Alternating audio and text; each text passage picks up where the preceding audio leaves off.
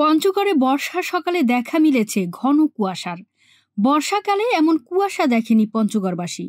জলবায়ু পরিবর্তনের বিরূপ প্রভাব পড়ছে বলে মনে করছেন কেউ কেউ।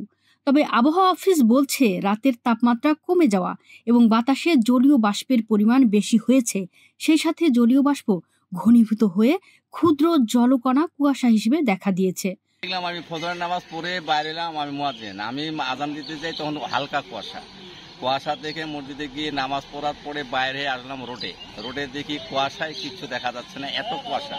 যত সূর্য উঠতেছে ততই কুয়াশা আরো বেশি হচ্ছে। এইভাবে হাঁটতে হাঁটতে হাঁটতে আমি 4 কিলো রাস্তা পঞ্চগড়ে আসলাম।